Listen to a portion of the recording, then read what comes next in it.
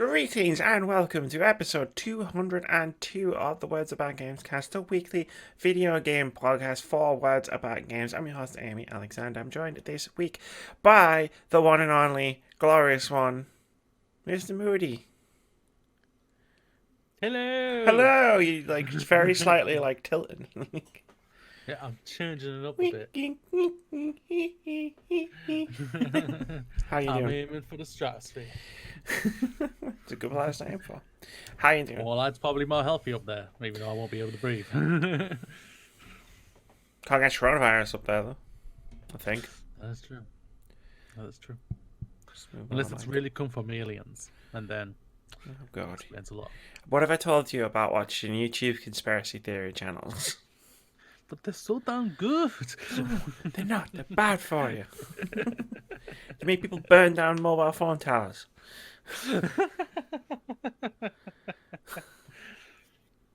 How's it going, apart from that? I'm overall very good. Week's been fine. Just chilled, played games. Yeah. Watched anime, watched films. Played games. Watched anime, played games, watched anime. Went for walks. Play games.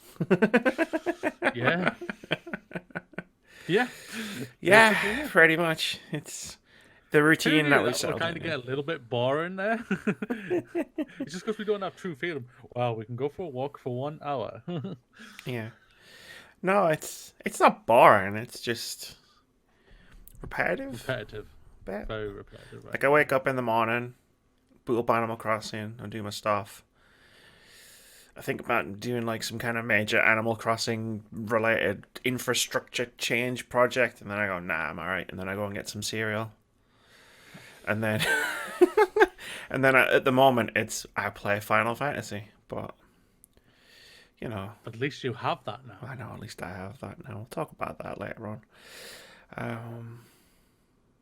But yeah, I don't have for the first time in weeks, I don't have a good segue from what I was just saying into this is the Words About Gamescast. Every single week, myself and Mr. Murray, we sit down, we talk about what's been going on in gaming, the games industry and games culture over the past 7 days. This week, we're discussing the changing culture at Rockstar Games, Sony's reported potential PS5 stock shortages, yet more Resident Evil rumours, more plans going ahead for gaming festivals in a COVID-19 world, and more. As always, there are timestamps in the description below the video on YouTube if you want to watch specific parts of this podcast, or if you want to watch it in a different order, or if you want to watch it backwards. Go for it. Do whatever you want. We need to get some little energy into this thing. So I don't know what's going on today. Today's some energy. Let's get the energy going. Been a low energy day. I streamed a game. It was a cute little indie game. It was kind of sad. That just made it even worse. I've had a big, a cute little indie game, and it was kind of sad. I've had a big Sunday lunch. I'm in that sort of comfy, sort of cozy. My belly's warm and full of food. Now I just want to sit here and just snooze a bit. Moody, you do the podcast. I want to just... Okay, ladies and gentlemen, now as I've took over, it was always going to happen. We all knew this. Let's start with the first story, which Amy's going to continue with. Because it's the most reading ever. Thank you, Jason Schreier. I was like, nope. Nope. You're like, oh, yeah, no. If it was like the Resident Evil story, which is 2 paragraphs, no, it's the Rockstar story. 18 months after Red Dead Redemption 2, Rockstar has made big cultural changes. This is from Jason Schreier over at Kotaku. I want to just stop right there for a second and just marvel at the fact that it's already been 18 months since Red Dead Redemption 2. It doesn't feel like it's been that long. Yeah. It feels like it wasn't that long ago that we were all arguing about whether it was really boring or not. That might have just been me. I thought it was really boring. It was really boring. Okay, cool. I was going crazy. And then it was like Game of the Year, and I was like, God of War, obviously. And then that was 2 years ago. God of War was 2 years ago. How does time work? What is this? What's happening? Anyway, I've split this story into 3 different parts because there's a lot of it. Because Jason Schreier has Jason Schreiered all over Kotaku for the last Mad time. respect to the man. Oh yeah, big respect. Like, I'm glad he's not leaving games journalism, because then where would we get these stories from? We wouldn't, because Where would nobody we else be does. without this man? Let's just say, let's just state a fact. If he left games journalism, I think the world might truly end. Because like this man brings out the stories perfectly. He nails it perfectly. He may piss off a couple people. We don't care. He does his journalism. That's what we need. Yeah, I try to find, like, whenever Jason does something like this, I try to go somewhere else other than Kotaku and get their summary story, because it's shorter, it hits on the key points. And then I can read through that and then recommend that people go and check out the full original story as written by Jason, because that's always worth reading. What happened this week was, though, there was this huge expose about Rockstar Games and how they're making big cultural changes, as the headline says, and all any other website wrote about it was, wow, GTA 6 is only in early development. It's going to be years. And I was like, come on, guys, come on.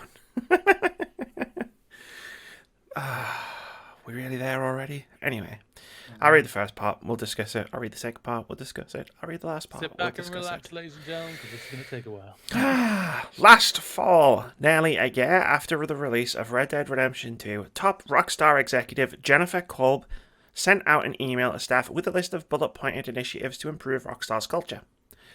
Rockstar, the game developer behind Grand Theft Auto and many other highly selling, often controversial games, had been widely criticised a year prior for cultural issues and extensive overtime. Quote, in these last several months, we have undertaken a lot of work across every area of the company, looking at our processes to determine what works and what doesn't, what we upgrade at, and what we could improve, Cole brought in the email, which was reviewed by Kotaku. We hope that the majority of you have felt some of these positive changes already, and those that haven't soon will, end quote. The tenor of the email was straightforward. After the controversies of 2018, Rockstar wanted to do better. They also wanted to cut back on crunch, the ubiquitous practice of working nights and weekends to finish video games. Kolb's email was another in a long line of big changes, or promises to change, that Rockstar has made in the 18 months since the company faced a public reckoning of its extensive overtime and other cultural issues. In October 2018, while promoting Red Dead Redemption 2, Rockstar co-founder Dan Houser told an interviewer that he and his writing team were working 100-hour weeks to finish the game. The claim set off an internet firestorm and led to investigations into crunch culture at the developer of some of the world's most popular video games, including the Grand Theft Auto series, where employees regularly worked months worth of 55 to 60-hour weeks to finish new games. And I put the first breakpoint in there. I should point out I haven't transcribed the entire story, so if you want to read the full thing, you should definitely go and check it out. So that's basically what happened in a nutshell. Yeah, when it says in the thing, it was like the 100-hour work weeks. Yeah, this claim set off an internet firestorm. Like, I remember that internet firestorm. I remember it was just before the game came out. I remember Dan Houser was out there doing an interview, and he was like, "We've been working 100-hour weeks," and it was weird. Like, I feel like if you'd have said that 5 years ago, everyone would have just been like, "Whoa, yeah, good, committed. That team's working hard." But instead, he said it, and everybody went. It was like the car's driving along, and like the music's going. Dun, dun, dun, dun, dun. Dan has 100-hour working weeks, and then the car just stops, and the music stops, and everyone just kind of went, "What?" And then I remember, like, I don't know if it was the next week or a couple of weeks later, me and Keith did an entire podcast where we just read through Eurogamer, Kotaku, and someone else, I think. Just Polygon, maybe. Just interviewed like all of the Rockstar employees, it felt like. And the stories that came out of like what they'd gone through were just like fucking horrific. And we just did an entire podcast where it was just the document was just full of all these stories, and we were just talking about them. And how it'd be interesting if we see a documentary about this type of thing one day. Yeah, like the Rockstar documentary, because this was the first one. This was where it all started. So now it's like it's pretty common where we'll pick up a story about a developer like working this. It's less common now because either they're getting better at hiding it, or the fact that everybody's noticed means that they're doing it less. But it was pretty common for a while where we'd pick up a story and it would be like, this developer is making their staff sleep under their desks and develop alcoholism and whatever else we were talking about. This was the first one. Like, this was the one that launched the ship. So I felt like it was a good thing. It was a good place to start, just being like, this is what happened. It happened nearly 2 years ago. So it might not be as fresh in the memories, but it was a moment in gaming history. No doubt, yeah. It opened. I think it just came real for everybody, for a lot of the people, when you heard this and everything. So yeah, I think Crunch was a thing that people knew about by name, but I don't think, like, maybe it was the fact that it was the biggest, most anticipated game of the time. Maybe it was the fact that he actually, like, it specifically was like, we're working 100-hour weeks. And then people, like, had a number to put to that, and we're just like, what the fuck? Like, can you imagine working a 100-hour week? Just, like, solidly working for 100 hours in a week? Maybe that was what made it real for people. Or it was the fact that everybody was paying attention to Red Dead at the time. I think it was a lot of things, yeah, basically. I think it was, like, all of those on top of it, basically. It was the most anticipated game of that year, basically. Everybody was excited for it. Even if it didn't hit what we were hoping for, like we both admit, like for us personally, just didn't work for us. But for an accomplishment, respect to the entire team, either way, that what they did was put out a game that is overall a technical masterpiece. I think we can all agree on that for what they do as an achievement and everything. But the working hours is a pretty disgraceful thing on that. Yeah. Yeah, I think we kind of, on the podcast sorry, there's something on my monitor, I'm just getting rid of it. On the podcast in subsequent, like, weeks and months, I think we kind of adopted this mantra of, it's just video games, it's not worth it. Like, all of the... mantra I think that anyone should say for any job, personally. Like, it's just video games, it's not worth it. Because it's not necessarily the working time as so much as it was the consequences of that, with the mental health issues and the, like, never getting to see your family issues and the burnout and everything else that we've covered quite extensively. Yeah. Let's find out what happens next. This next time. Right. Jason Snyder's next article. Find out next, right now. Crunch wasn't the only endemic issue at Rockstar, which employs roughly 2,000 people in studios across the globe. A subsequent investigation by Kotaku revealed a sexual harassment allegation against one of the company's top executives, Geronimo Barrera. Barrera has denied the allegations. For years, led by Hauser, his brother Sam, and an inner circle of other veterans, including Barrera, many of Rockstar's officers embraced a frat house-like culture that often included heavy drinking, parties, and excursions to strip clubs. Now, however, the climate appears to be shifting at the long-running game studio. Interviews with 15 people who either work at Rockstar or left within the last year paint a picture of a company that's changing in significant ways. As one Rockstar staffer described to Kotaku, management seems to now be set on, quote, running the company like a company, end quote. Rockstar declined to provide an interview or comment for this story. Since the release of Red Dead Redemption 2, Rockstar has made several major management changes. Last spring, Dan Houser went on a sabbatical that later turned into his departure from the company. Throughout the year, Rockstar replaced studio heads at its San Diego, California, and Lincoln, UK offices. The company also booted directors and managers who were said to contribute to cultural issues. Rockstar held meetings about conduct and sexual harassment and made plans to bring in a coaching organisation called Mindful Talent for management training. Rockstar's leaders have told employees that they hope to mitigate crunch on the next big project by improving their technology pipelines and planning out more of the game's beats in advance. One belief shared by Rockstar employees is that Dan Houser's departure will lead to fewer last-minute rewrites and overhauls, the type that led to a great deal of overtime on Red Dead Redemption 2. Rockstar has also implemented flexi-time scheduling for many employees, allowing them to work variable hours based on their preferences and needs. And I put another break in there because that seems to be one complete portion of the story. So this is on the face of it, this is a good response to everything that came out, because it's referenced in here. There was obviously a second follow-up investigation where it was like, this was the stuff about the crunch, and then there was the stuff about Geronimo Pereira and the sexual harassment and the culture at Rockstar Games, which is referenced right there, the frat house like culture.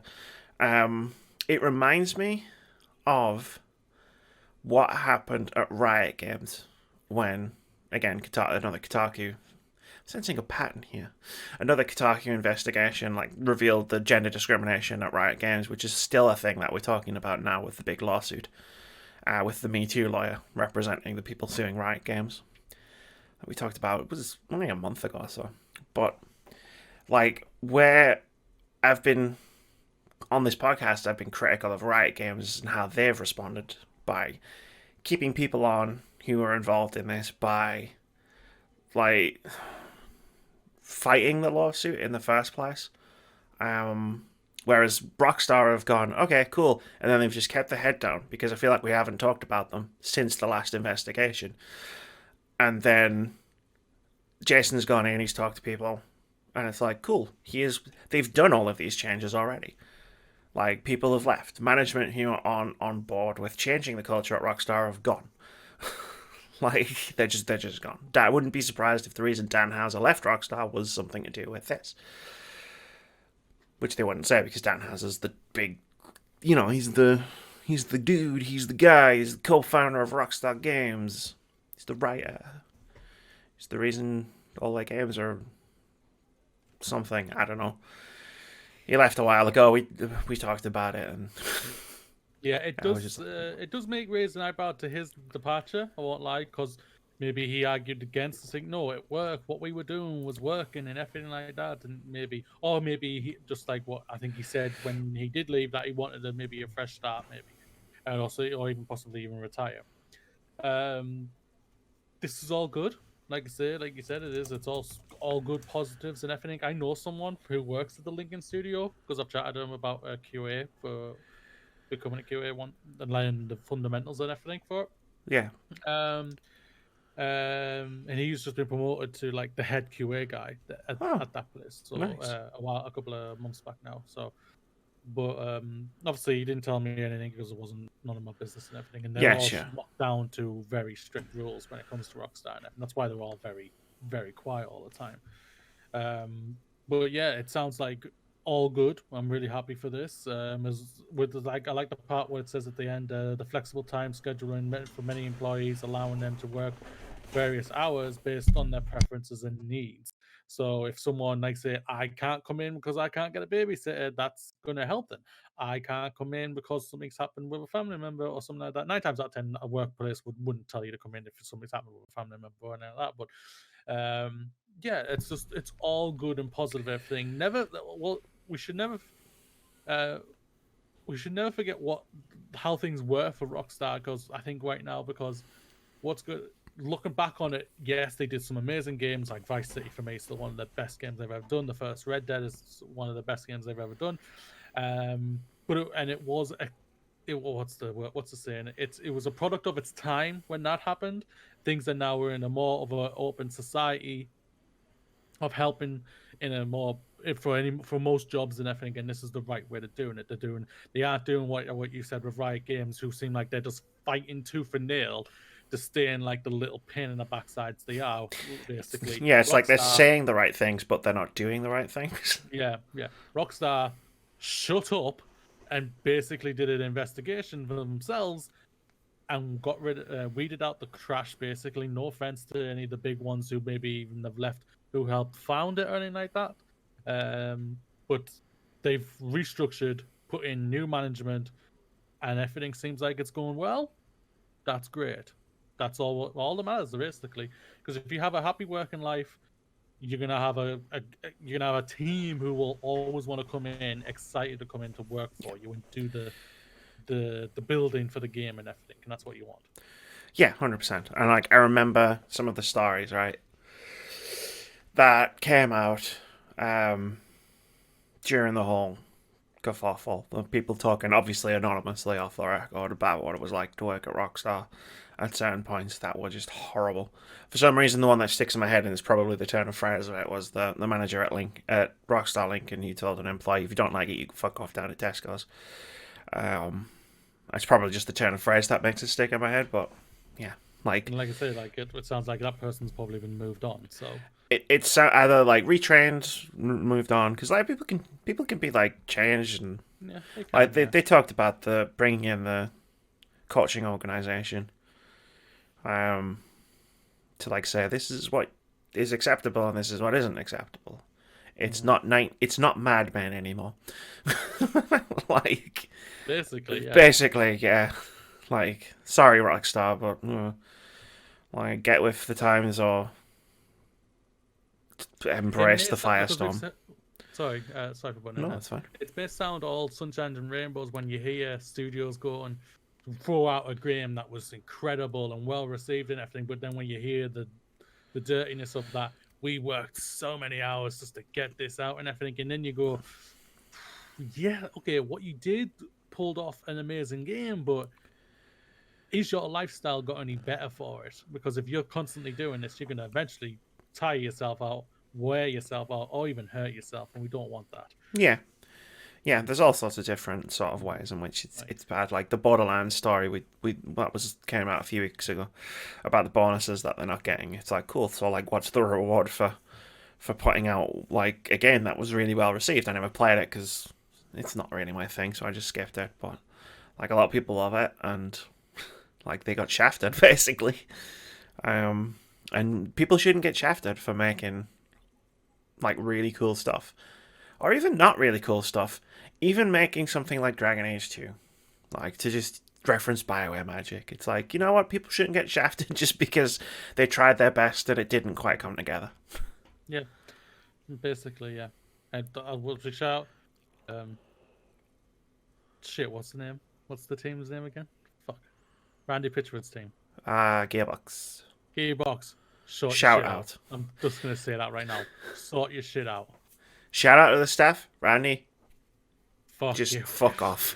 Just fuck off. I said it the same when I found out and played Alien Cloning Marines. Fuck off, Randy Pitchford.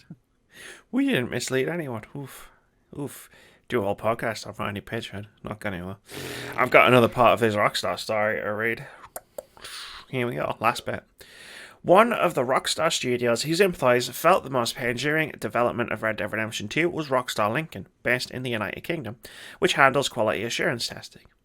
Testers at Lincoln painted a bleak picture, telling stories of an atmosphere in which crunch was mandatory, staff were expected to put phones in a locker while at work, and the blinds had to be closed to prevent fans from snooping.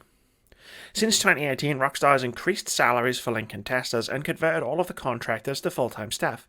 Lincoln now tells testers that overtime is optional and that it will be paid at a 1.5 times rate. Some of those previous policies have been revoked, to the point where one employee said the company culture has become more fun. Testers are now allowed to use phones at their desks. Quote, I wish you were there in 2018 to hear the global sigh of relief when people learned that overtime became optional, one Lincoln tester told me in an email last year. A second said that Rockstar have been a lot better since Kotaku's reporting on working conditions at the studio. Staff at Rockstar North in Scotland, Rockstar San Diego in California, and in Rockstar New York in Manhattan also shared optimistic outlooks on the company's cultural changes, praising the new quality of life improvements and communication from management, although some were careful to temper their comments with skepticism. Some complained of low salaries, expected to be augmented by overtime, or managers who still maintain much of the frat house culture that characterized the Rockstar of years ago. Even those who spoke the most optimistically of Rockstar's cultural changes were quick to mention that it has been and will continue to be a slow sweeping progress, one that may take years to fully come to fruition. But some who were making exit plans 2 years ago now say they can see themselves staying at Rockstar for the long haul, as long as this trajectory continues. And again, there's more quotes and whatnot. Go read the Kotaku, read Jason's full article. It's a fascinating read. It sounds good, and I like that because this is what we talked about again in terms of talking about crunch culture, all of these different development studios and companies. is now that we've been talking about it, and we've been talking about it in a specific way of calling it out and saying this is bullshit, it's cool to see that's made a difference. Yeah. Like, Basically, yeah, you got called out for the crap you were doing, and you fixed it. Hopefully, it seems like it's going. You've got things in the good place, and it's like I'll always say, think long term, not short term, and they seem like they're setting up for long term goals in a year and everything, and that's good. That's what you want to see. Like when, like it says at the end, that someone now just thinking, some who were thinking of exiting now are thinking they could stay for the long haul, which is fantastic to see. That's what they want. I can tell you now, unless they want to go for a new experience or something like that, 9 times out of 10, a person just wants to be in a stable job, and if they can do that at a place where they are comfortable and enjoying themselves still, that's all they want. yeah, and looked after. Like, it's coming back to me as we're reading through this story. Like, I remember the the testers, the story about the testers. They were put in the room. They were working past the close of the office. So once the office closed, the air conditioning was shut off, and it was in the middle of summer. The blinds were shut. They were in the room with all the computers and consoles running, and it was like a sweat factory. I just remembered it when they were when I was reading about it. When I was reading about that, you go in my size, you come out looking thin and like hell. That's a very terrible thing. I'm slapping because of how big I am personally. That's a terrible thing. What happened to them? But it's like it's good. It's good to see and read about. It's getting better.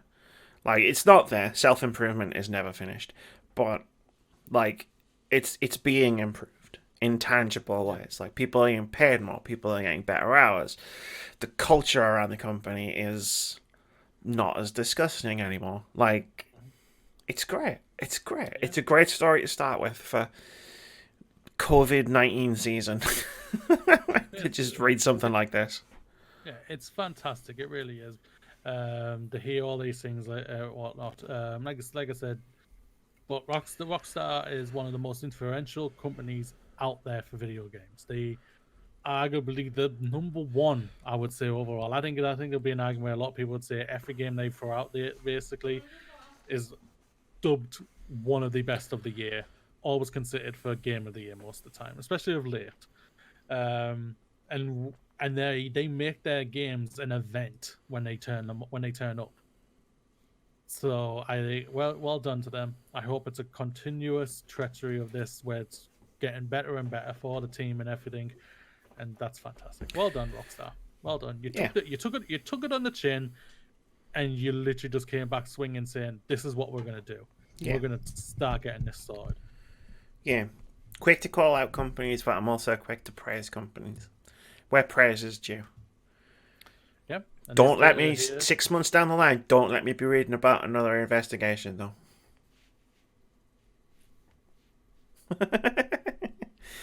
I'll not be happy.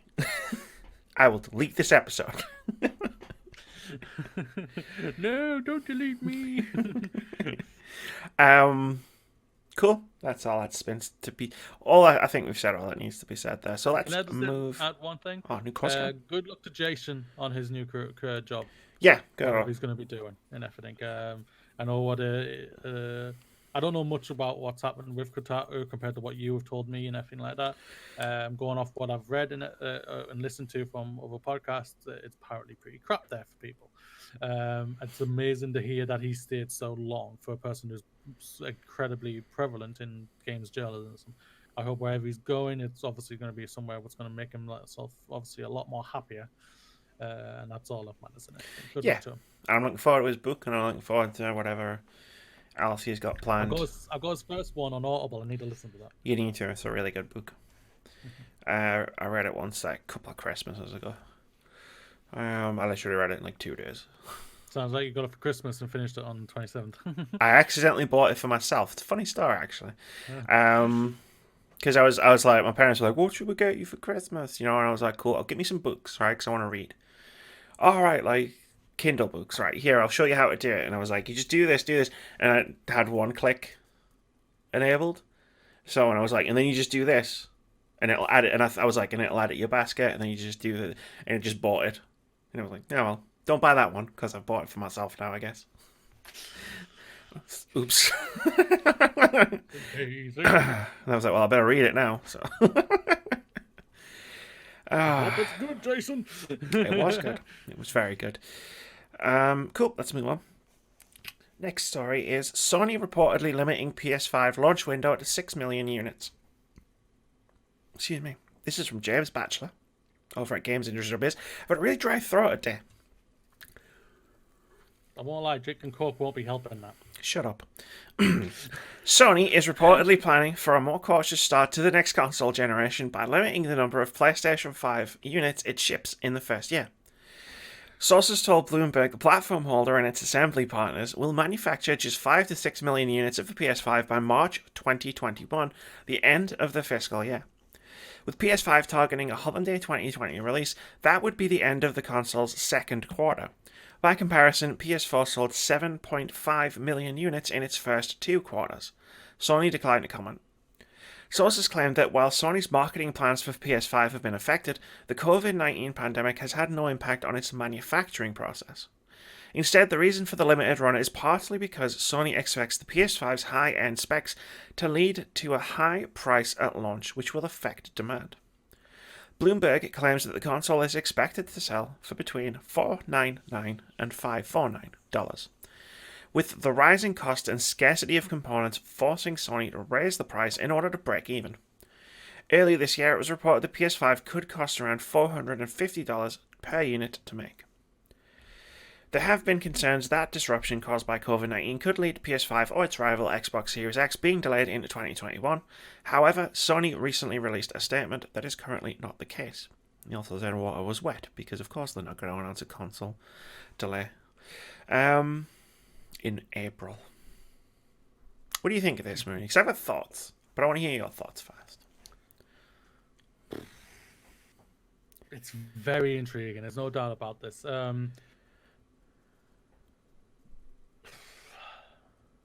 I don't know, really. I really don't, because it sucks to hear this type of thing and everything. Of course, they may say they haven't been infected by a manufacturing process hasn't been affected, but it clearly has, because they're only going to have around 6 million units for it.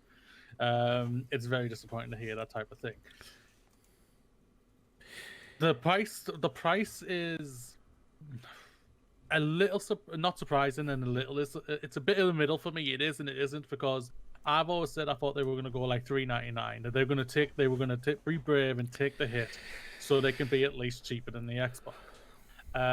But if this is how it's going to be for me. I think they're probably going to go $499. I don't think they want to go $549 or anything like that. I still stand by why Judge was. I think the Xbox is going to be $599, just because. I think the scheme they put in last year, where you can get basically paid off kind of like a phone, I think that kind of helps them a little bit to do that type of thing. It's going to be intriguing, like what we were talking about a couple of, I don't know if it was like last week or this week or something like that, where we were like saying where should we move to and everything for the consoles. Should we stick with Xbox or should we go to PlayStation? I think that was in the post show we did last week, where I was like, I could just try to push everyone over PlayStation next time. Yeah. So I was making a joke about the controller. Yeah, that it's just constantly happening with Sony that it's all negative right now. Even though last week we were very highly praising for the controller, what we saw, and we liked what it looks like. Obviously, until we get our hands on it, we don't know how it feels. We see the thing it connects to. Yeah, and what it does. It's just a constant piece of negativity right now. But if you go to Xbox overall, it's positivity, saying we're going to be out here, even if we have to delay a game, the console is still coming out and everything, and so on. That basically what Phil Spencer is saying, and this is just a whole knock-on effect all the time with them. And I just feel like, oh, come on, Sony, are you going to actually come out and be positive? Because it's not positive right now, and we don't want that. Even though I'm excited for the console, and I will probably get one, probably not at launch, because I can only afford probably one at the time when it comes out. If I get either one of them at the when and launch, If they launch. that's the thing. I still say I think they should maybe push till March 2021 for me personally. I just feel like all of this negativity just shut up, do a conference eventually, and then say we've decided to do a March 2021 release and everything. But from now to here, you're gonna see why with the games we're gonna show you and everything. You know, I think that's what they should do personally. But they're not gonna do that, it seems. But like what you said, well, they've also said water is wet, so type of thing. What are your thoughts? So I'm curious on you. What are you thinking? You know what it feels like, Moody? It feels like 2005 all over again. Yeah, negativity. It feels really like is. someone's going to get up on a stage within the next couple of months at a PlayStation thing, or maybe not, or maybe it'll be a Wired article, and it's going to say some ridiculous price that people don't want to pay for a brand new console. Like, don't get me wrong, there will be people who pay it. There are early adopters. I'll probably get one because I need to review the PlayStation games that come out on it. But, like, if I showed, say, my friend Phil, he's a fairly moderately casual gamer, like plays on his PS4, is a PlayStation person, would never get an Xbox. I offered him, when I got my Xbox One X, I offered him my Xbox One S for free, and he turned it down. Because he has his PlayStation, and that's what he wants to play on. If I showed him, like, oh, are you going to get the new PS5? Oh, yeah, how much is it? £550. So what, you think they have to at least hit, say, a 499? I think 499 is better, obviously. Like, the closer you get... I think if you put a 5 in front of the console price, I think you're in a danger zone at that point. Yeah.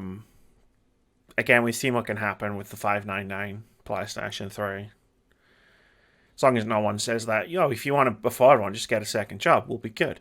But, like, it does feel like it's 2005 all over again. Sony are having a terrible time with their messaging, a terrible time with, like, getting word out there about everything. Like, the most successful thing they've done in the past 18 months, as far as, like, the lead up to PS5 has been, is the controller. Like, they've managed to get the controller out there and have people actually look at it and go, this is pretty cool. Like, it's a pretty cool controller. Like, and even then, there's a debate about what it looks like, because some people are crazy and think it looks bad. But, yeah. We don't talk about them. We don't talk about those people. But it just doesn't feel great. And then, like, okay, cool. Like, I can totally respect that COVID-19 has messed up your plans, because they messed up everybody's plans. Like, all from big corporations like Sony revealing a brand new console, all the way down to, like, me and, like, the plans that I had for, like, as an individual. But Xbox are navigating that quite well, and you're not. So you need to take a look at yourself and change your course a bit, because it seems like they're trying to hammer a square peg through a round hole in terms of marketing. Like, they're trying to stick to the plan, and it's not a great plan for where we're at in the world right now. Like, the reason that they're constricting the number of launch units is purely because they're not going to sell as many, so they don't want to make as many. Because the more they make now and don't sell, when they eventually cut the price of the console, when the consoles become cheaper to make, they might still have all of these leftover consoles that they made for $450 that they might end up selling at a loss. Yeah. Economics. Yeah, it's just a weird thing, man. It really is, because I remember 2013, they came out nothing but positivity, and they stayed positive throughout most of this generation. And now it's like, what you doing? What are you doing? They learned the lessons of 2005. Like, when they came into 2013 and they were doing the PS4, they learned the lessons of what not to do when you're trying to hype up a new console. And now we're seeing the positions reversed again. And I might be wrong. I've been wrong before about this kind of thing. And maybe I'm completely off base. And like, PS5 is still going to have great exclusive games, because they've still got, like, some of the best first-party studios in the world. That's totally understandable. But Like, are you going to spend £550 to play Horizon Zero Dawn 2? Or 600. It'll be Or 600. £600 for Yeah. Horizon Zero Dawn 2? Nah, I wouldn't. If I was a No. consumer and not a YouTube person, I wouldn't go that far. No, that's personally, even if I was a YouTube person, Even though I was a YouTube person, I might just be like, you know what? Maybe I'll just put Sony on the back burner for a little while. Yeah, personally, but at the end of the day, I think they still got all the games. I think they're going to come out eventually and say they're doing the same thing as Microsoft, where probably the exclusives for the time being are probably going to be cross-gen. So you're going to be, I think you're going to be safe like that for a while. For me I personally, don't know. I don't know. I think they have to.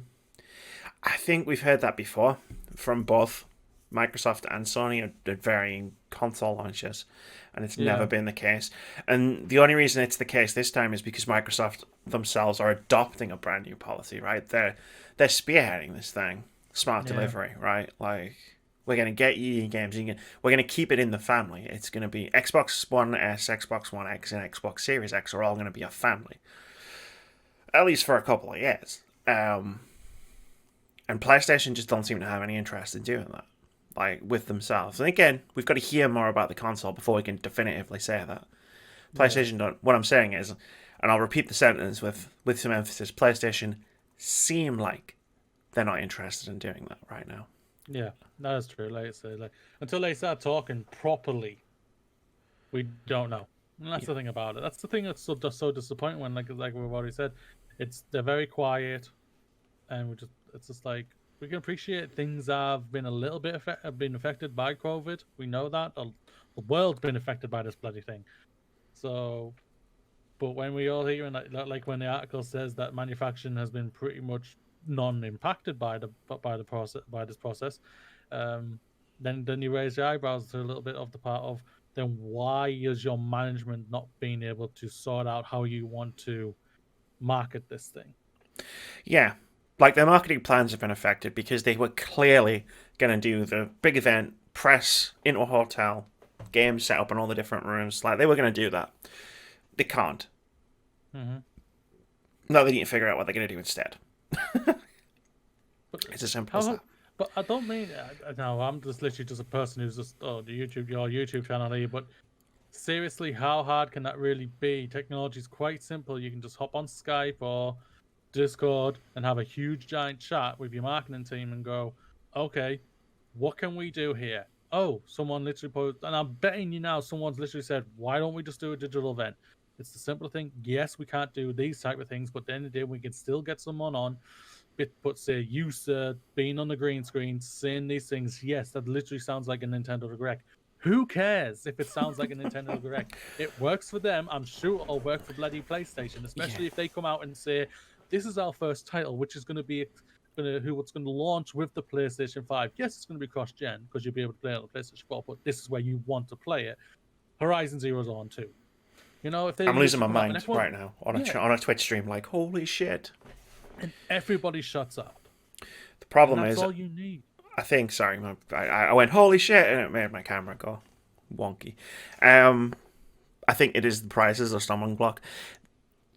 Sony, Microsoft, and Nintendo, all three of them have this habit of, if there's bad news, they wait as long as possible for them before they'll say it. And I think them saying the price, I think them saying the price is going to be a problem because last time it Clearly, at the wasn't. price. Yeah. 349, boom, literally the mic dropped. Walked off the There's no. stage. And they know that the power of just saying the price and how.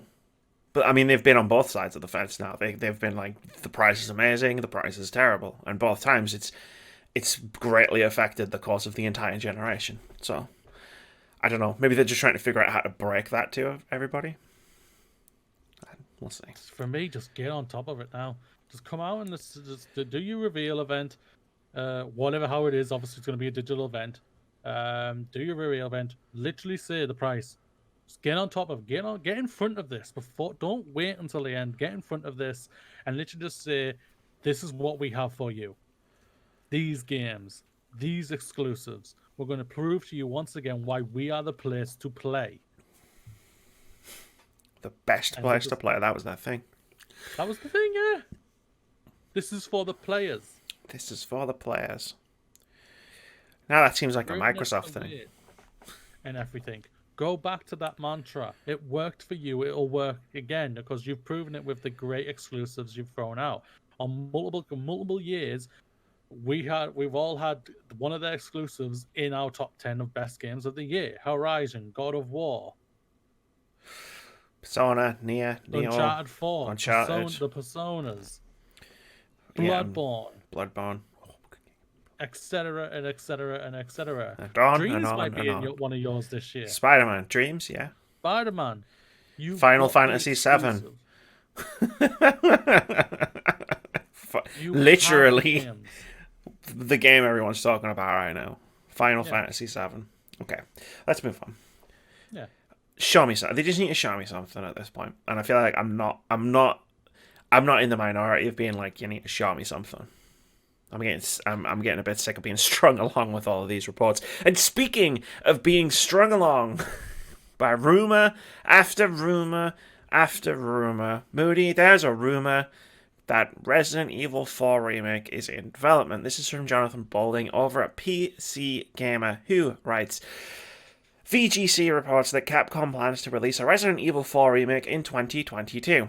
The report cites multiple development sources who indicate that the RE4 Remake is now in full production. There's a bunch of stuff about who's making it, whatever. It's got Shinji Mikami's blessing, apparently, but they asked him, he said no, but he gave it his blessing. Moody, I said this the other night, we were playing Apex, and I was like, there's another Resident Evil leak. I'm a little bit sick of hearing about Resident Evil rumors. Is it just me? Or am I just getting burned week after week? It's like Resident Evil 8, Resident Evil 4 Remake, Resident Evil Code Veronica. There's going to be one in 2021, there's going to be one in 2022, and there's going to be one in 2023. It's like, oh man. Maybe it's just because I didn't get on with Resident Evil 3 so much that I'm a little bit sick of hearing about all of this, but... I was going to say that, but at the same time, you are a Resi fan. Oh, big Resident Evil fan. Like, when Resident Evil... When I see it, right? When we're watching whatever event we're watching this summer, and PlayStation... reset my brain. And Resident Evil 8 happens, right? And I see it, and it looks cool, and it's awesome, and Fixes on his live stream, and he's like, that's not my Chris. That's not my Resident Evil. That's not my... Should be third person, not first person. When I see it... my Chris Redfield, even though it's the real Chris. Get over it. When I see it, I'm going to be excited. I'm going to be super pumped. I'm going to be jazzed, especially if it's coming out in January 2021, which I believe it will. But it's like, does Resident Evil 4 really need a remake? Because they've done such a good job in Resident Evil 3, right, with the story. Like, I have many problems with the game, but Jill Valentine's journey through from beginning of the game to the end, and Carlos as well, was really good. And spoilers, minor spoilers for the ending of Resident Evil 3 Remake. You can just skip to the next thing if you want. It's in the timestamp below. At the end of Resident Evil 3, they did this thing, and I talked about it with Fix on a podcast, myxboxandme.com, where like she does the thing, and she's like, well, now I've got a purpose. I'm going to take down Umbrella. And like I said to Fix, that's a really cool line to end Resident Evil 3 with, but as we both know, that never happened. Like, in all the rest of the Resident Evil games, she never went off.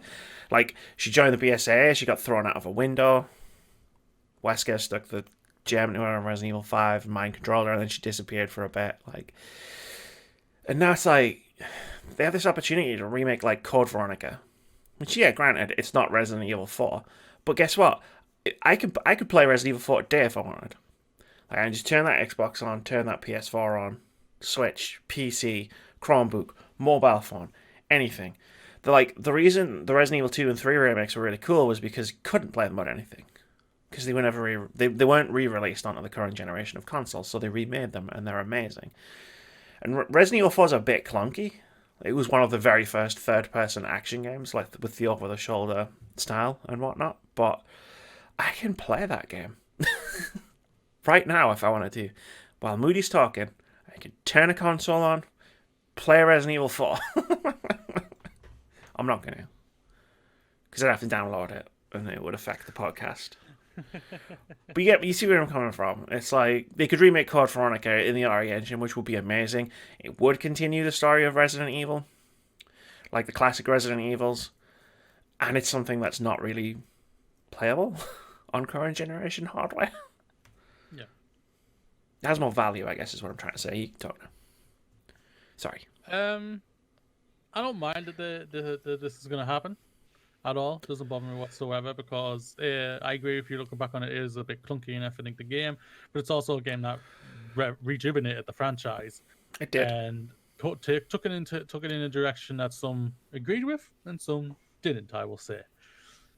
When that direction ends with Resident Evil 6, you've got a problem.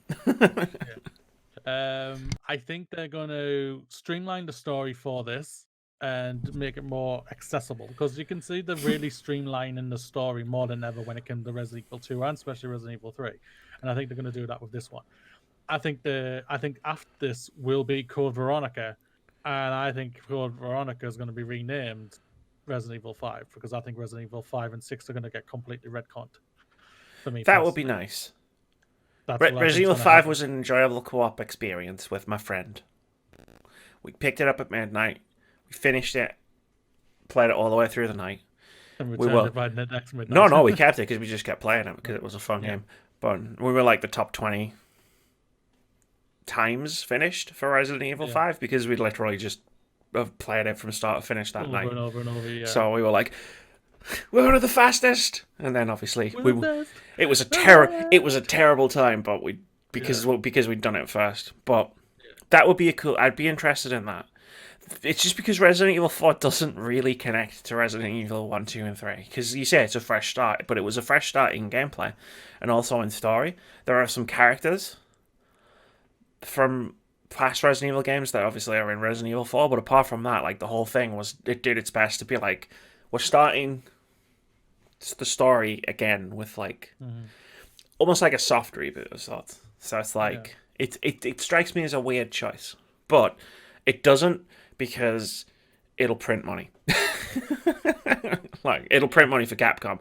So in that regard, I know exactly why they're doing it. It's just from a creative standpoint, it baffles me a little bit. But they've gone for the more popular one. There's no doubt about it. Even though Code Veronica sold very well and is very well received for the most part. I love Code Veronica. I thought Code Veronica was a fantastic game, and I truly do believe they are going to be remaking that one. But they know whatever lie we all know they've gone for the more popular one. We know this, the one that rejuvenated the franchise. Code Veronica sadly did not do that, even though it sold very well. This one has done that. Like I said, that's how I think they're going to go. I think Code Veronica is going to turn into 5 for me personally. But either way, I'm just like, more Resident Evil. I'm happy. I'm excited for it. Like I said, I loved Remake 2. I've overall really enjoyed Nemesis, the Remake 3, should I say. I've had a lot of fun with it and everything because I've played it multiple bloody times and completed it multiple bloody times. Completed it under an hour. Still waiting for yours, Fixer. I thought you were going to call me out there. I was like, Darren, you're not the game anymore. No, I knew you. I know you ain't going to do that. You don't have the bug. You didn't get the bug like you did. I'm picking up Persona 5 Royal. I want to be like, I'm gonna do that because I've got time now. Yeah. But let's just all state this for a fact, ladies and gentlemen. This is not the remake we want. Code Veronica is not the remake we want. The remake we want. Maybe I'll just mute you. There's a button on here for that, right? The remake that we need, the world needs, is for you to fight a motherfucking T-Rex in Dino Crisis. Give me #Dino Crisis remake. Come on, Capcom. Give me that before Code Veronica, just so I can laugh at Fix even more. Love you, Fix. Steam's Game Festival returns this summer with more demos of upcoming games. This is from Matt Wales over at Eurogamer, who writes, fledgling online gaming event, the Game Festival, which enables players to try out demos of upcoming indie games, will be returning to Steam this summer, plugging the calendar gap vacated by this year's cancelled E3. It will run from June 9th to June 14. spanning the dates previously occupied by this year's E3 before its coronavirus-related cancellation, and will provide, according to Valve, the opportunity for developers to show off their upcoming releases to a global audience, giving gamers on Steam the chance to try them out, learn more, and add them to their wishlist. Once again, Steam users will be able to download and play a selection of demos, which will be removed from libraries once festivities are over. Valve is also collating a public schedule of live events, be they via livestream, chat, or community hub, for those developers wanting to connect with their audience more directly during the Game Festival. Summer Gaming's on, Moody. Summer Gaming is on. Another company who can do something that E3 could not adapt to. Well done, Valve. Well done. This is a great thing. Do you need some of this? No. Are you sure? You and Keith threw enough of that in our chat a couple of days ago. No, this is, again, just another great thing. Again, like I say, a lot of people thought they're thinking how the games are going to get shown off and everything. Like what we've all said, the gaming companies would all unite together in some sort of way, or one big one like Valve or something like that would do something. Like I say, was only added on sugar that we talked about last week or 2 weeks ago with the IGN thing that they're doing, which is amazing as well. This is also another amazing thing. Fantastic. I'm over the moon for this. Well done, Valve. Yeah, the Game Festival, I've participated in both. I did a live stream during the Spring Game Festival, did a bunch of demos. There were 50. Like, the first one was cool. There was like 13 game demos. I downloaded like 3 or 4 of them, played them, enjoyed them, talked about them on a podcast. The next Game Festival is 50. I was like, shit, that's a lot of game demos. For one weekend. Well, if my PC can handle it, we'll half them. You take 45, I'll take 5. All right, that sounds like half. But no, it's a really it's a really, really cool event, and I've played some games. Like, these are the types of games where if I was wandering around EGX, like, I would stop and be like, oh, cool, and like sit down and play them. And it's like, it's cool that was a thing that I could do just randomly during the spring because GDC had been cancelled. And I love this idea of bringing this stuff online. And like you say, E3 this is what E3 should be doing. They should be making these moves to do live streams, to coordinate all of this, to put demos somewhere where people can try them. And I'd like to think someone at the ESA is just sitting there looking at all of this stuff that's coming out about the summer of gaming, about the story we're going to talk about next, about the Game Festival. Microsoft said they're going to do something digitally. Ubisoft has said they're going to do something digitally. Devolver Digital are obviously going to do something digitally because they've already talked about doing their big fancy press conference. And there's people at the ESA who I would hope are just sitting watching all of this coming out, just going, have we made a mistake? Because yeah, you have. You have made a mistake. You've made a big mistake. Do you know who hasn't made a mistake, Moody?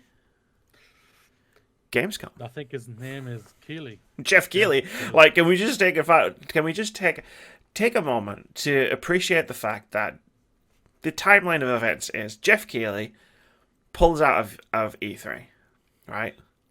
He's like, I'm not going to do it anymore. Don't like the direction of the show's going. Cool. Then COVID-19 happens. States of emergencies are declared. E3, the physical event, is cancelled. Then E3, the ESA decide that E3 is not going to happen, not even digitally. Then Geoff Keighley turns around and goes, cool, we're going to do a game festival on Steam. I'm just going to take those dates of E3 and we're going to use those for my game festival. I think Geoff Keighley just won E3 2020. Before you go into the article, the more and more he does, the more and more I appreciate what he actually does. He's just a lover of games, and he wants to support and celebrate them all, even if he doesn't always click with the games. That's what I love even more about the man. I'm sure he does some games it just hasn't worked for him personally, but he loves what they've tried to do, and his enthusiasm, I think, should be embodied for anybody who loves video games. So respect to the man. And he like I say, respect for winning E3 2020. But we're not going to talk about E3 anymore. We're talking about Gamescom. Gamescom 2020. Going all digital. Geoff Keighley's opening night live to return. This is from Sharif Said over at VG247, who writes, Gamescom organisers have released an official statement on the fate of this year's show. Following news that the German government is banning public gatherings until the end of August, Gamescom 2020 organisers have posted an update to explain what's going to happen to this show this year. For starters, Gamescom 2020 won't be delayed to take place physically at any other point in the year. Instead, organisers will focus entirely on a digital version that will be taking place at the convention's usual spot in late August, with more details to be revealed in the coming weeks. All ticket purchases will also be refunded. Geoff Keighley's Game Showcase, Gamescom Opening Night Live, will return on Monday, August 24th, with Keighley hosting once again. Opening Night Live debuted last year as a co-production with Keighley and Gamescom. Boom! That's how you do it. That's all the ESA needed to do. How many paragraphs have I read on podcasts for the last 2 months about ESA and E3? Dozens of paragraphs. That was a sentence and 3 paragraphs. And I know exactly where Gamescom stand. They've just turned around and they said, cool, it's online. We'll tell you more about it later. We're not abandoning it because that would be crazy. Instead, we're going to do something. We're going to keep Gamescom going for you. For you, for the developers, the publishers, everyone. Because it's a thing that is a good positive force in gaming. So it's still gonna happen. Which is fantastic. It makes it great for us. Like I just said from the previous thing, it's just more good things for the developers and everything. Again, Geoff Keighley I love that man more and more. Just to see what he does and everything. And last year I thought his show was good, but it was very hands-on. It felt like it was like an in-between show because it did feel like this is a year that we're all waiting for the end so we can get into 2020 for the new consoles. Even though this year's kind of been a bit rocky with certain things in life. Well, no one could have predicted that last August. Yeah, there's no doubt. But I'm super excited to see what he brings for this digital event show that he's going to do. Knowing with all the connection he has, I'm sure Xbox are going to be there. It's some sort of type of way to show something. Be very surprised if PlayStation do not do something. Well, actually, I was going to say I would phrase that because it wouldn't surprise me if they did do nothing at this Gamescom, but I implore them to do so, please. This is just, again, a great thing. Again, people were worried and we're all coming together. The industry's coming together to show off the games in a new way. That's it. Yeah, it's good. Opening Night Live it's going to get better. The first time you do anything, it's not going to be the best it's going to be. That's just not how it works. Except in the Lord of the Rings film trilogy. The first time you do something, it's not going to be the best footing. But it's good. It's going to be good. It's going to be fine. And the fact that E3 has disappeared up its own arse means that, Gamescom is going to be even more important for a lot of developers and a lot of publishers. And it's closer to those console launches. Either way, whether they come out at the end of the year or not. But, it's a good move. It's a smart move. And it contrasts really, really interestingly with what the ESA has done. Great. I'm looking forward to it. Bring on the summer. Bring on the summer of gaming. The summer of gaming, Moody. Last news story. Indie game Megabooth suspends operations amid COVID-19 pandemic. This is from Mike Minotti over at VentureBeat, who writes the same thing he wrote in the headline. Plus, the organisation hosts a travelling showcase of indie games that has promoted titles at shows like the Games Developers Conference and PAX since 2011. Through those events, the group has managed to promote over 700 indie games. The pandemic has been hard for companies and groups that depend on live events and conventions. In the gaming world, big conventions like the GDC and the Electronic Entertainment Expo have been cancelled through summer, and it remains unclear if shows like Gamescom or BlizzCon will be able to resume at all this year. You can tell this was written before the last article. Quote, after 9 years of working on and building the IMB, it was a difficult and disappointing decision to make, Indie Megabooth founder Kelly Wallach notes via a farewell post. Realistically, though, we're a very small team and the situation is bigger than us. Our primary focus right now is to stay healthy and safe through the COVID-19 situation as it's unfolding, end quote. The Indie Megabooth team is staying on until the end of the month to give a bit of a softer landing and to help with a going away for now sale on Steam that includes many of the indie games that the group has highlighted.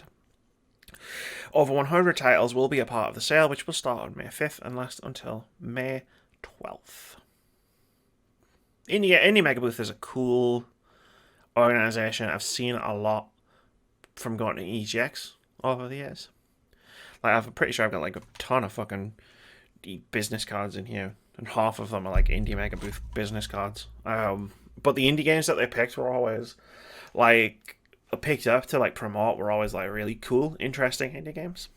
It sucks that this has happened, but it makes sense because it's not like they can go to PAX, GDC, E3, Gamescom, set their big booth up and show off their games. Like, there's other stuff that they can do, but their main venue is on those show floors. That's why that's why they're called Indie Megabooth.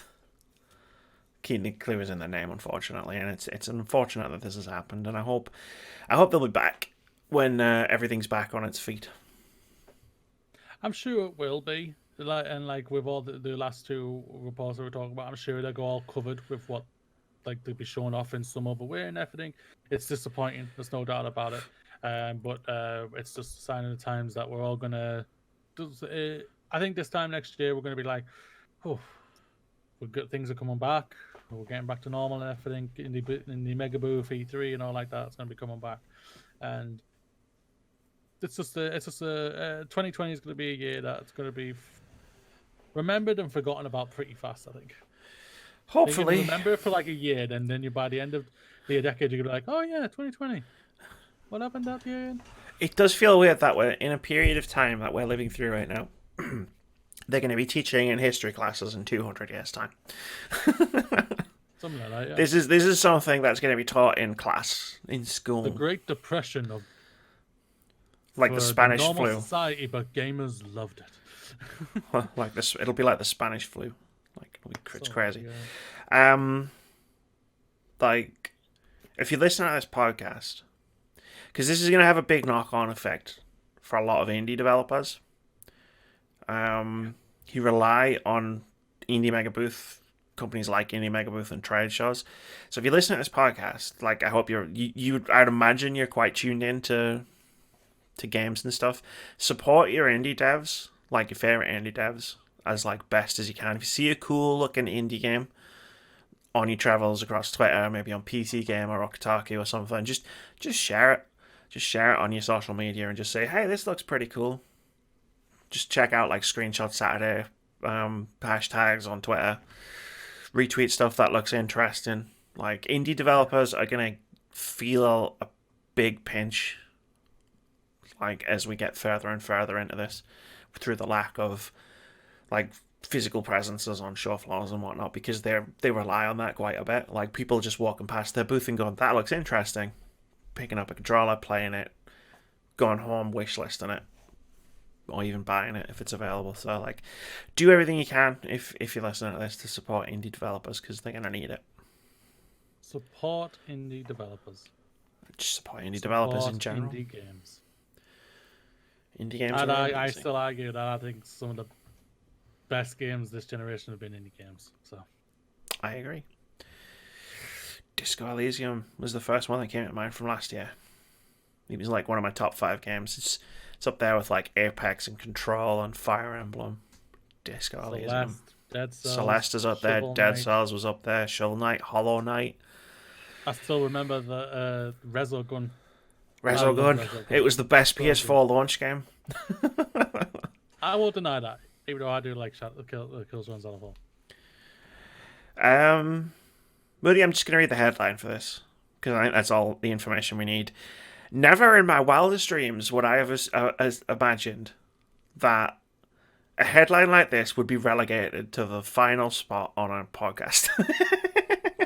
With all that we've talked about it for the last 3 years. ESRB intros new label for loot boxes. It is a story about Brendan Sinclair over at Games Industry Biz. But all you really need to know is there's a new designation, or interactive element, as the rating board calls it, which will be assigned to any title with the in-game offer to spend real money on something when players won't know exactly what they'll receive for their money.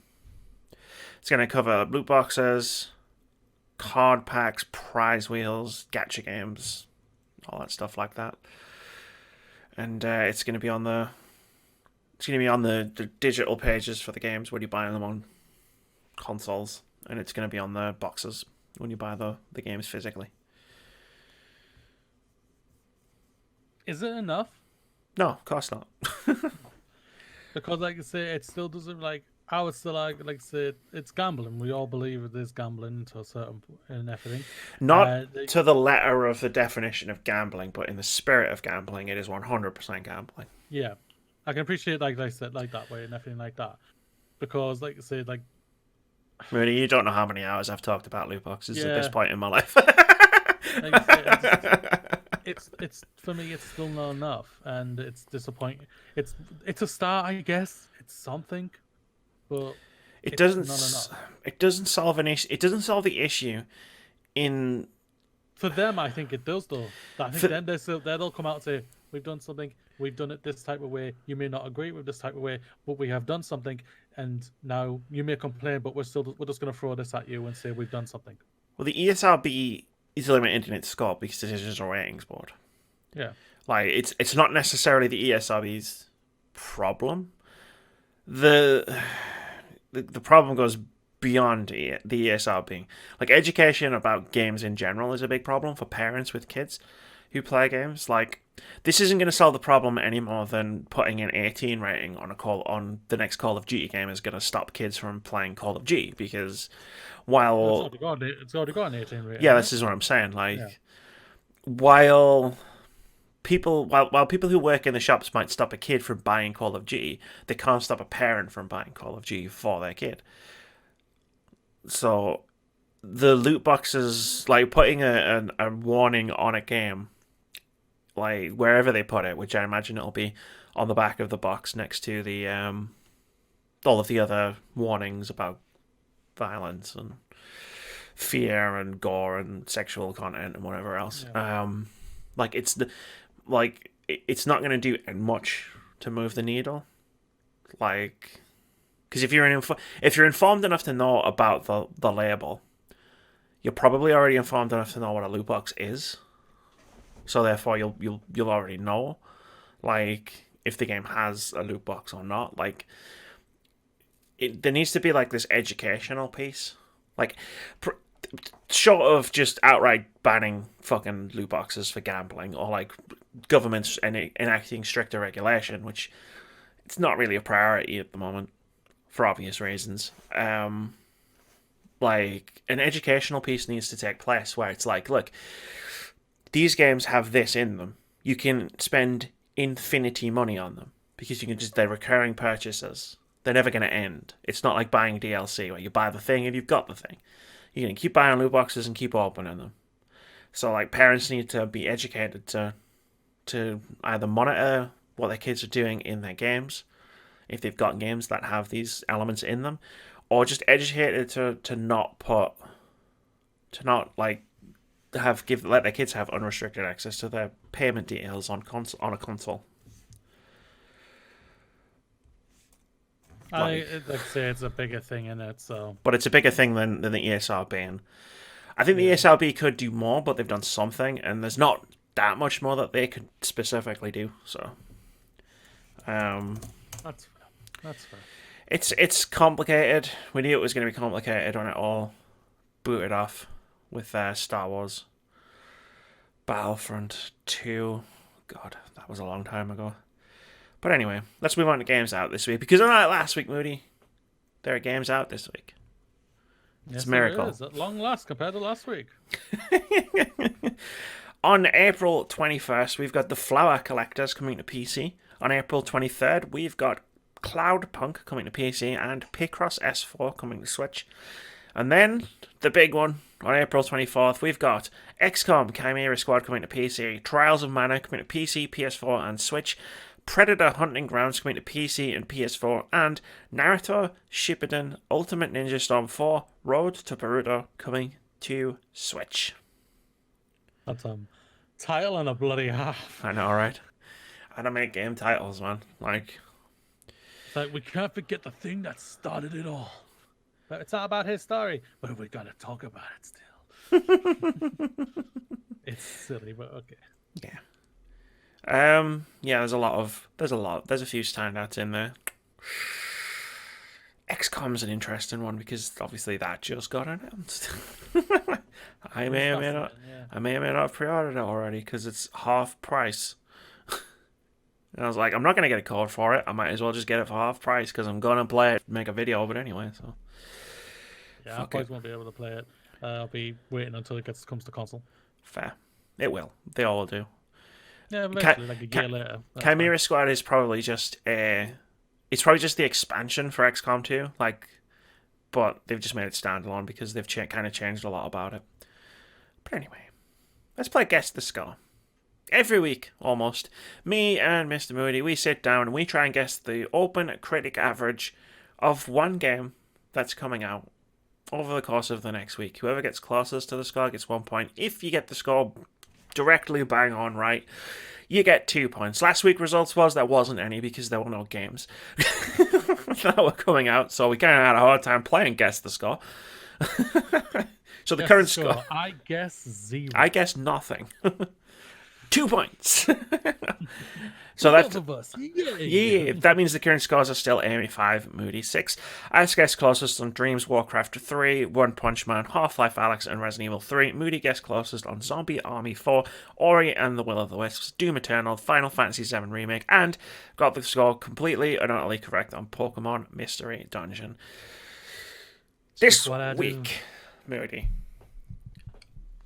because I've already played the demo for Trials of Mana, because I've already played the beta for Predator Hunting Grounds, I thought this week we could guess the OpenCritic average of XCOM Chimera Squad.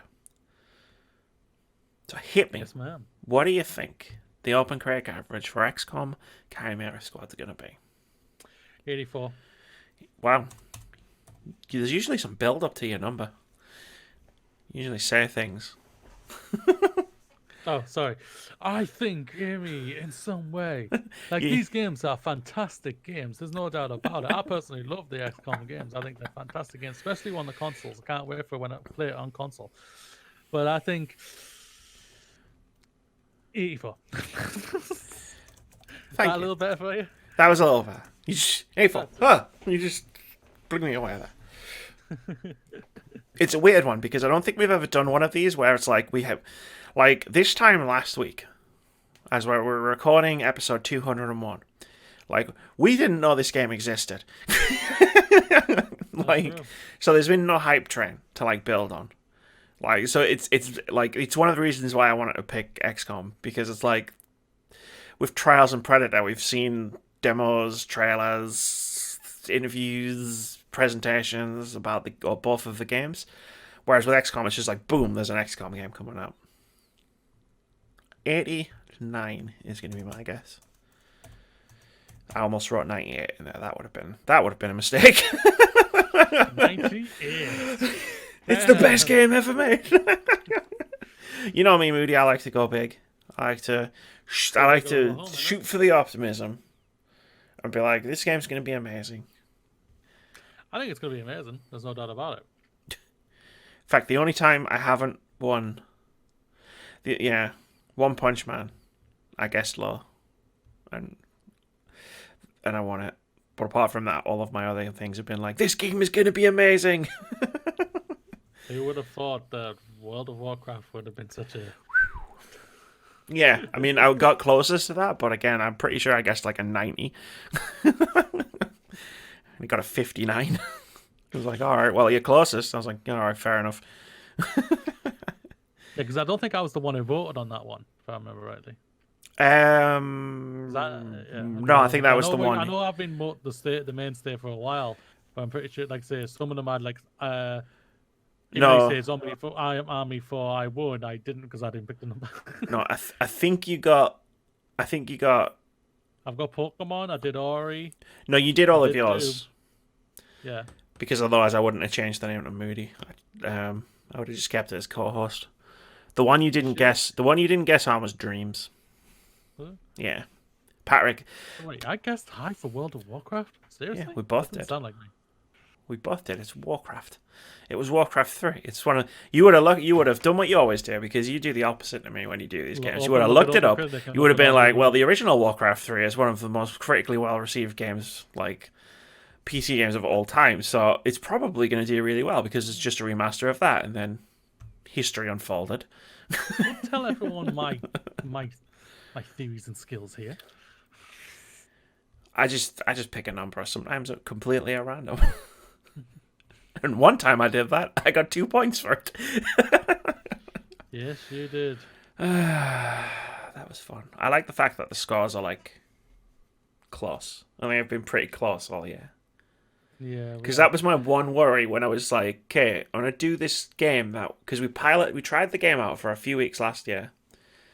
And I was like, well, cool, it was fun, so I'm gonna keep doing it. And my one worry was what someone was just gonna fucking rocket off into the lead, and that was gonna be it. So that still could happen. That could still happen. You've pulled away a bit because there's like that. I can see the run of games that you got: Pokemon, Ori, Doom. But then I've pulled it back. Yeah, Resi and Half-Life really helped you out there. Yeah. Like both Resi Evil helped you, but also fucked us both over because like we both went high for that. We both, if I remember, it went in for the 90s for that one. Yep. So we never imagined it would have been 80 because I think it's 80 on there right now. No, like I said when I was talking about it, I was a bit worried about certain aspects of the But game. you still went high still. But I still went high, yeah. Yeah. So. You know me. Too optimistic for my own good. Go big or go home. Too optimistic for my own good. That's going to do it for episode... What number did I say it was? 202. 202. That's going to do it for episode 202 of the Words About Gamescast. Moody, did you have a good time tonight? I always have a good time chatting video games with you, Amy. That's good because we've had some very good news this week, so it's all been good in it. It's all been great. What could possibly go wrong next week? Find out on episode 203 of the Words About Gamescast. Will Amy's prediction come true? Who knows? That's Find a good out in the incredible adventures of Words About Games. That's a really good, like, 90s anime closing voiceover voice. I didn't know you had that in you. That's really cool. I watch a lot of anime. Yeah, me too. Right now. Although less since I got Final Fantasy VII. Which I didn't actually talk about. Because I was going to do a post show. We've got 7 minutes left before we hit an hour and a half. We could do to about Final Fantasy VII. Tell me how much you are loving the game, Amy. Come on. Oh my god. This was your most anticipated game for this year. My god. It's your favorite game of The Last of Us was time. my most anticipated game of the year. Shh, don't tell This anyone. was the second most anticipated game for you this year. You're going to come out and say, Cyberpunk was my second anticipated. It wasn't. Because if you remember, Cyberpunk wasn't on my list. Because CD Projekt Reds are a bit iffy. But it was my second most anticipated game of the year. And you know what? It's fucking fantastic. Like, if you're going to remake a game... I said this about Resident Evil 2 last year, right? This supersedes that. Like, I thought Resident Evil 2 was the most perfect you could remake a game. Right? Mm-hmm. I want to change my answer. Final Fantasy VII Remake is the most perfect you can remake a game. Now, granted, I'm 12 hours in. Like, but at the same point, I'm 12 hours in. I'm doing all the side quests. I'm exploring everything. I'm trying to talk to everybody. And I'm at the same point as if I was playing the game and I'm like 2 hours into the game. So like when they're talking about they've expanded it, like they've expanded it, like big style. And it's a good expansion as well. So like there's side quests in there, right? And then I'm trying to find my list of anticipated games to try and figure out what that order that was in, because we did that podcast at the beginning of the year, but I can't find it. Yeah, so like there's side quests in there. The side quests aren't great. Like they're not the best thing ever, because it's like basically it's like you're playing an MMO and it's like go here, kill that thing, come back. Okay, now do this side quest. Okay, go find this thing over here. You'll have to kill something, come back. But there's not that many of them, and it's not an open world game. So you get to certain chapters where the map's a little bit more open, and you can explore a bit. And then you just do that. And then it's like you go back on the path of doing the story. Because the thing about Final Fantasy VII, the original game, is it was actually pretty linear. Like, until you got to the end of the game and you were breeding chocobos and there was some side stuff to do. Like, it was a pretty linear game for the most part. And that's basically what Final Fantasy VII Remake's all about. But what they've done is they've expanded the characterizations of, like, the characters that are important to this part of the story. So, like, there's entire extra scenes with, like, or extra chapters with, like, the Avalanche people. Biggs, Jesse, and Wedge, or like you'll spend more time talking to Aerith at a certain point of the game, or you'll spend more time with Tifa at another certain point of the game. And I really appreciate those things because it makes me care about the characters even more than I already did going in as someone who is like Final Fantasy VII being my favorite game of all time. And it's a nice transformation because when they announced Final Fantasy VII Remake, I was super pumped because it was Final Fantasy VII Remake, but then immediately thought about what that would look like, and I was like, I don't know if I want them to remake. I don't know if do they need to remake this. I don't know if I want them to remake this. It's my favorite game of all time. Can't they just only go downhill from there? And then I've transformed slowly into that to like I'm 12 hours into the remake, and I'm like, this is fucking amazing. I love everything about this. I think there's going to be a twist at the end of the game. Nobody spoil it for me. I'm not there yet. And my impressions video will already be up before this podcast goes live, so I don't need to worry about spoiling that. But there's certain moments in the story where something almost happens that is radically different from what happened in the original game, and then something else happens, and it's fishy. But I think there might be a twist at the end of the game where if I'm right in what I'm guessing, and I'm trying to be like as vague as possible. Yeah. With it, and it's like, yeah, there may be a spoiler video coming after I beat the game. Very nice. And it may just be me going, what the fuck? This happened. Oh my god, I can't believe this happened. the main thing what I'm hearing from a lot of people is that what they've done with a lot of the side characters really helps them. Yeah. And really flushes them out even more than ever before. Like I think, like Jesse from the original, like only had like 2 lines or something. Jesse, Biggs, and Wedge were like the 3 Avalanche characters, and like I'm not going to say any spoilers. Like it's weird because like I'm not going to spoil 1997 game either because I might be spoiling the 2020 game for all I know. But like yeah, you don't really learn that all that much about them in the original game. Which kind of sucked for certain reasons. But then in this game, there's like an entire chapter which is just you with those 3 characters. Yeah. Doing a certain thing, and it's like this is what I needed out of this remake. You're expanding on it in the right ways. Well, that's fantastic. I'm happy to. Overall, it's getting nothing but love for the most part. I know a couple of people have saying this didn't work for them. That's fine. It's all right. Don't worry about that. Don't worry about them. As long as it works for you, and that's all that matters. I'm happy for you. I really am. Like I say, I probably won't be touching this until probably next year, just because I've got an Xbox. Unless I save the money and go out and get a PlayStation. Yeah. When we're allowed out. We're allowed outside. Well, good to order online. You could just order it online. I'll bet you they're dead cheap now. PS4. It's not Pro. Slim.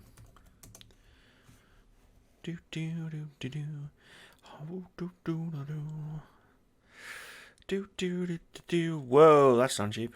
Whoa, that's not cheap. Holy shit! Amazon are out of stock, so their That's not surprising. marketplace people have pumped the price up.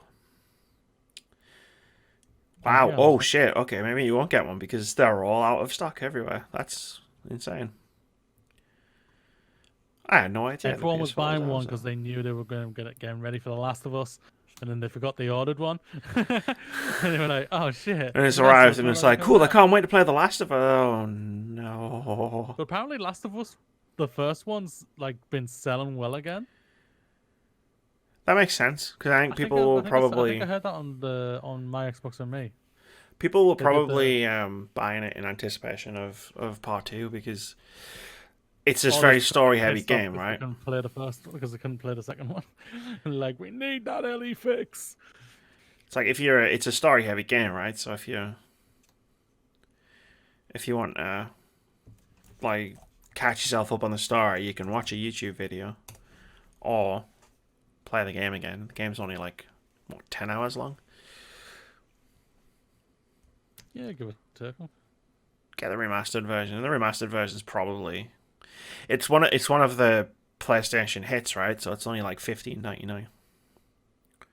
Yeah, it's pretty cheap right now. Because they've got like those platinum type games where it's like it's a PlayStation classic, so it's 15 quid. Because that's why I did. I bought Bloodborne because it was a PlayStation hits collection game or whatever. Nice. So I was like, it's cheap. Didn't get it with the DLC though, but I'm rather fussed about DLC. I've never been fussed about DLC. I probably only bought maybe 8 pieces of DLC in my entire life. Yeah. I'm trying to think. I bought all the Dragon Age Inquisition one because I just loved that game. I thought that game was fantastic. Pretty much all of the Mass Effects 2 and 3. I bought all the DLC for Mass Effect 2. I bought all the DLC for Borderlands 2 because that was one of my favorite games. I loved that game, even though Gearbox is being a pain in the ass right now. But they've always been a pain in the ass, should I say? Basically, trying to think what else. I got DLC. No, I think I came with the pack because because it was cheaper on CD keys. I got the CD keys. I think I got the gold version of Assassin's Creed Odyssey, and I think I got it for like 20 quid cheaper than it was on digital. How So dare it's you? like, yeah, I've got all the DLC for that as well, which I've played most of it now, which I really enjoyed. And yeah, I'm sure there's other DLC I've played and everything, but for the most part, I would say that's the majority of ones I've bought. So I'm trying to remember it all now. I know it's not that much. The DLC for Mass Effect. I got the DLC for Alan Wake. I got the 2 DLC chapters. Because I love that. I'd have to actually think about it. I got the DLC for Titanfall. I bought the season pass for £5. For the original Titanfall with all the new maps and stuff. And then I would have bought all the maps for Halo 3. Because I probably played about 5,000 hours of that game. we need 5,000 hours. Smith's Toys, $249.99. PlayStation 4 Slim, 500 gigabytes with FIFA. I know you probably don't. $249.99. Damn, that's expensive. It's just full price. Weird that, like, when everybody's when people are buying more things, all the stuff suddenly goes to full price. Very strange. Very strange. Like, a full price sale. If you're out there, you're listening to this, and you know of a hookup of a cheap PlayStation 4, let's get Moody a PS4. Because I want him. I want him to experience streams. I want him to experience Final Fantasy VII Remake. I won't be able to play The Last of Us and Ghost of Tsushima when they come out. I feel like he's going to miss out on so many cool experiences. And I feel like you'd love Dreams. I think I would as well. I know. We're gonna. Yeah, I think it would just be like one of those because I'm seeing a little trend for myself. I'm finding games that are just so relaxing for me. Like even though it's a very competitive game, Apex, it's relaxing to me, even though it can get very competitive. Like we're like, fuck, number 2 again. No. No. Oh, all these golden guns. Thank you very much. You could get Persona 5 Royal. Play that. I'm putting the call out there. Never connected for a Persona game because literally it just. I don't know why I just haven't. I've never dealt. But I'll admit I've never really give full on energy with it, and I think that's the thing. That's me. I just have never done that. But yeah, I do need to figure it out. I need to try and sort something out to get a new PlayStation. I'm putting the call out there. Everybody listening, anybody listening, if anybody's out there, you can tell I'm serious because I put the microphone right in front of me. So I'm clear and concise. Not concise, I'm never concise, but I'm clear. Let's find Moody an affordable PlayStation 4. That's the lockdown goal. Cool? Sounds cool to me. Cool. That's going to do it for episode 2 and run 2 of the Words About Gamescast. I've been Emmy. That's been Moody. We've had a good time. It's fate because when I said that, your light was blue. Because it's been changing colours all podcast. It was fate. Your light was blue when I did the PlayStation thing, so it's definitely fate. It is fate. Say bye, Moody. I wish I had the remote. I would put it back to blue. Just blue. It's now at purple. It's like the bat. Going to orange and red. It's like the bat signal. It's PlayStation signal.